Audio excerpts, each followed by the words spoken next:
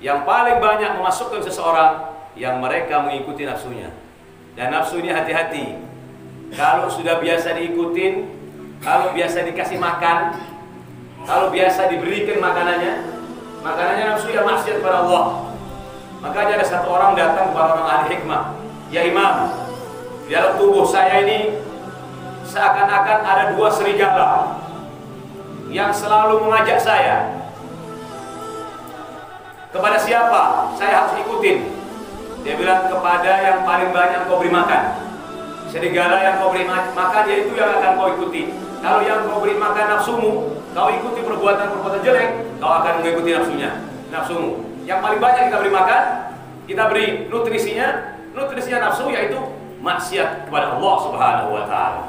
Dengar baik-baik, saudara. Ada kalimat hikmah yang mahal sekali. Saya pun baru dapat, saudara. Apa itu? Dijelaskan, iyyakum wadh-dhunub. Hati-hati kamu dengan dosa itu. Fa innaha masdarul humum wal ahzan. Dosa itu pusat markas kesedihan dan keluh kesah. Wa hiya sababun nakabah. Dan dosa ini sebab-sebab musibah yang menyakitkan. Gara-gara melakukan dosa, seseorang bisa bercerai dengan istrinya.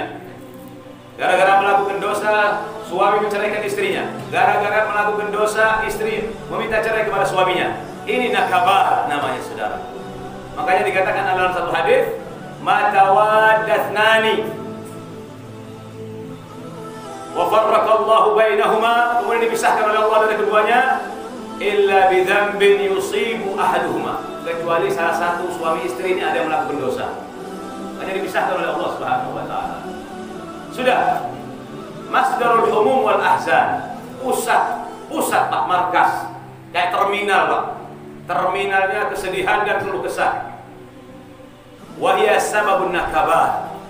Dan ini sebab-sebab musibah yang menyakitkan. Maksiat kepada Allah ini, Pak. Dosa ini seperti orang ngambil uang di bank. Begitu ngambil uang di bank senang dia. Hati-hati. Begitu dia tidak bisa bayar, sertifikat rumahnya ditaruh di bank. Tahu-tahu datang waktu yang sudah ditentukan tidak bisa bayar, dieksekusi, dikeluarkan. Sakit tidak? Sakit tidak? Sakit.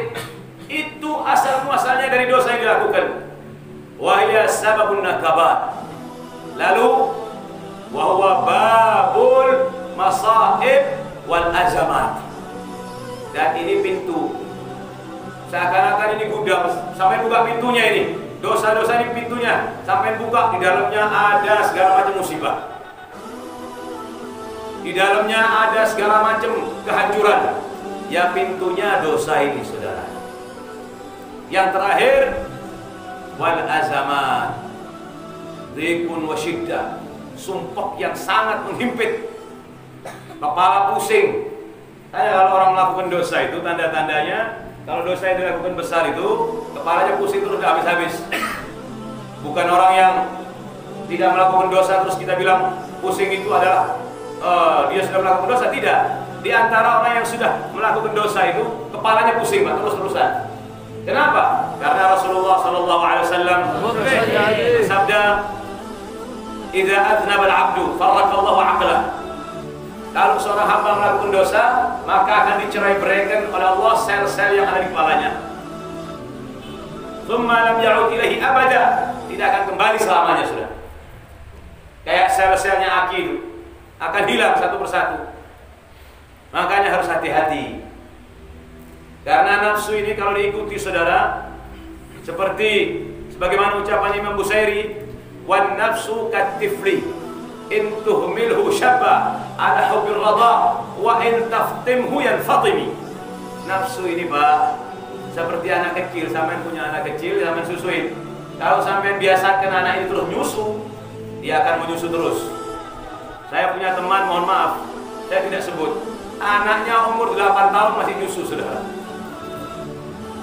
Karena ibunya tidak sampai hati, kesian, beb saya, sampai anaknya berdiri.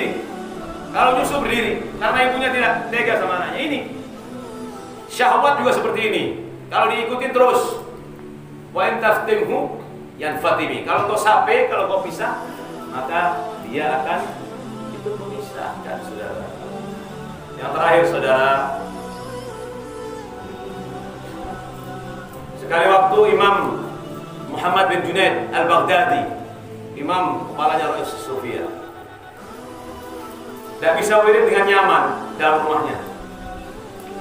Akhirnya subhanallah, begitu dia buka pintunya, di situ ada orang yang lagi ngewiridin, ngebacain Imam Junaid ini. Malah katanya, ya Imam, dari tadi saya duduk di depan pintunya Imam, saya minta kepada Allah, talabtu min muharrikal qulub an yuharrik qalbak. Saya minta kepada Allah yang menggerakkan hati seseorang untuk menggerakkan hatimu agar kau keluar. Kata Imam Junaid, qad fa'al. Allah telah melakukan menggerakkan hati saya untuk keluar. Saya tidak nyaman saat saya berzikir kepada Allah. Sudah? Alakah hajat? Apakah kamu punya hajat sampai mengganggu zikirku? Na'am. Saya hanya ingin memberikan satu pertanyaan. Apa pertanyaannya? Mata takunu da'un nafsi da'uha dawaha. Mata takunu nafs da'uha dawaha. Kapan penyakit syahwat nafsu ini penyakitnya jadi obat? Ini berarti ucapan ini. Kapan nafsu ini ajakannya jadi obat? Idza khalafatin nafsu hawaha yakun da'uha dawaha. Kalau sudah nafsu tidak menuruti ajakannya, maka penyakit syahwat tadi yang sedianya menjadikan penyakit akan menjadi obat. Contohnya apa, Bib? Ajakan syahwat saat orang diajak untuk tidak bangun malam, jangan diikutin sampai bangun malam. Ambil wudhu kamar mandi. Nah, itu ajakan yang jelek tadi akan jadi obat. Saat sampai mau sedekah, nafsu melarang sampean, nafsu mencegah sampean, keluarkan. Saat sampean mau baca Al-Quran, nafsu melarang sampean untuk baca Al-Quran, kerja. Itu nanti penyakitnya nafsu jadi obat buat diri kita, saudara, saat kita tidak ikutin daripada ajakan-ajakannya. Mudah-mudahan kita semua diberikan panjang umur oleh Allah Subhanahu wa taala, diberikan sehat wal afiat, diberikan oleh Allah istiqamah. Rabbana taqabbal minna innaka antas samiul alim wa tub alaina innaka antat tawwabur rahim. Rabbana atina fid dunya hasanah wa fil akhirati hasanah wa qina adzabannar. Wa sallallahu